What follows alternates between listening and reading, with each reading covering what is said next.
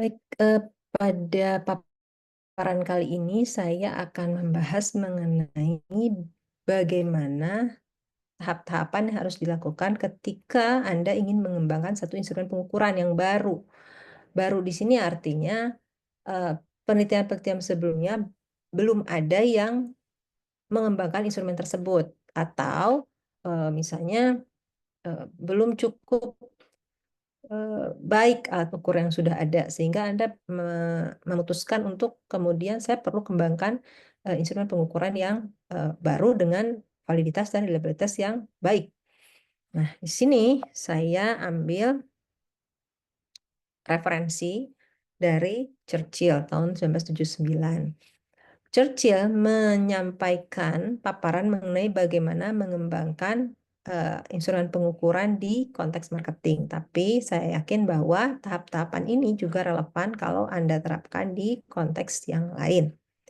Di sini ada 8 tahapan, namun demikian yang perlu Anda perhatikan adalah ketika Anda sampai di satu tahapan, bukan berarti Anda kemudian langsung ke tahap sebelumnya, tapi Anda lihat hasilnya seperti apa. Jika ternyata memang belum baik, maka Anda perlu balik lagi ke tahap sebelumnya. Misalkan di sini ketika Anda melihat bahwa atau hasil pengolahan data Anda dari koefisien alpha vector analisisnya tidak memenuhi syarat, maka Anda perlu balik lagi ke tahap 1 atau ke tahap 2, misalkan seperti itu. Demikian pula kalau Anda sampai ke tahap 6, ketika Anda lihat koefisien alpha split half reliability-nya tidak memenuhi standar atau nilai minimum yang ditetapkan, maka Anda perlu balik lagi ke tahap sebelumnya. Nah, saya ambil di sini contoh penerapan dari pengembangan instrumen pengukuran yang dilakukan oleh eh, peneliti sebelumnya. Di sini saya cite di bawah sumber literatur yang saya ambil sebagai contoh, yaitu mengembangkan skala anxiety terhadap kebakaran hutan. Kebakaran lahan dan hutan. Nah, kenapa ini dilakukan oleh para peneliti tersebut? Karena berdasarkan hasil studi literatur, jadi sebelumnya Anda perlu melakukan studi literatur dulu untuk memberikan argumentasi kenapa sih saya perlu mengembangkannya sendiri.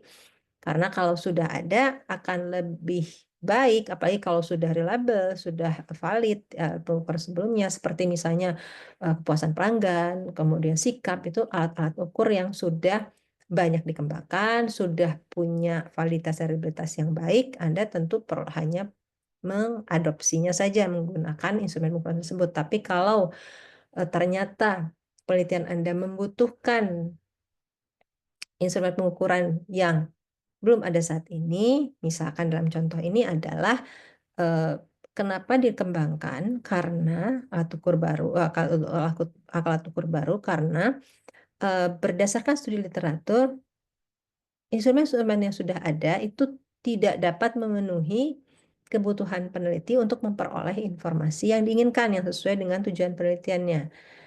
Di sini si peneliti ingin mengumpulkan informasi tentang kecemasan orang-orang yang berada di wilayah rawan kebakaran lahan dan hutan. Sementara yang sudah ada anxiety itu, kecemasan tersebut tidak memenuhi atau tidak dapat memperoleh informasi yang diinginkan oleh si peneliti tersebut. Karena berdasarkan studi literatur, anxiety itu sudah dioperasionalisasikan, bisa dikelompokkan ke dalam 3 kelompok besar, dan tidak satu pun di antara kelompok ini yang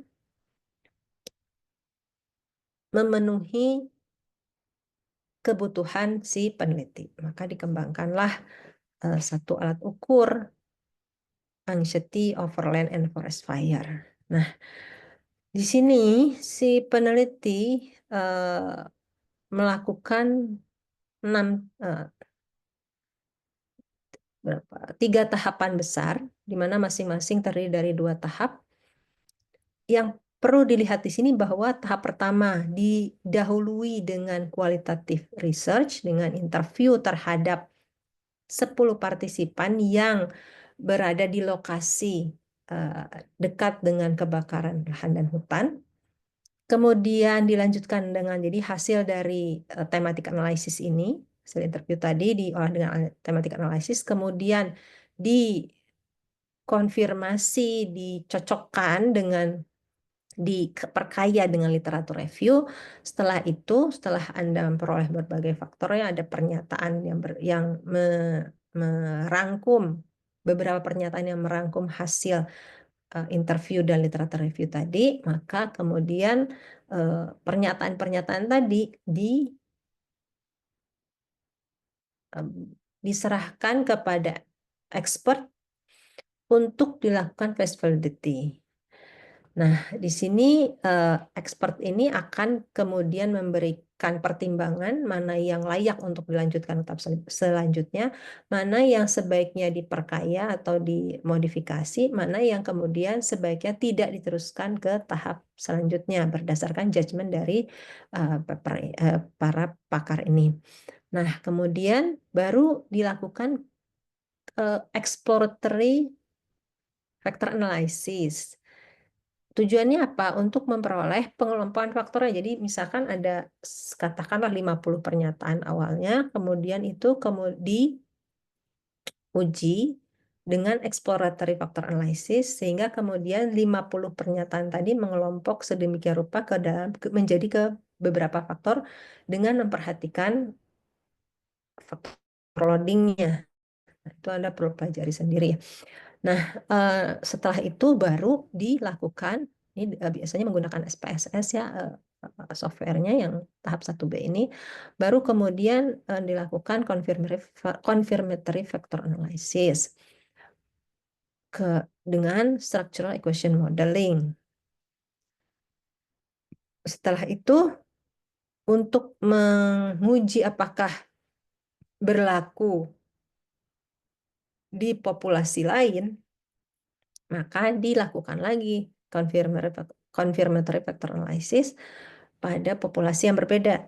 Nah, setelah itu baru dilakukan pengujian berikutnya, structural equation modeling, untuk menguji ke tingkat generalisasi dari instrumen yang kita bangun. Jadi artinya kita perlu menjamin bahwa ketika instrumen penelitian ini digunakan pada populasi yang lain, misalnya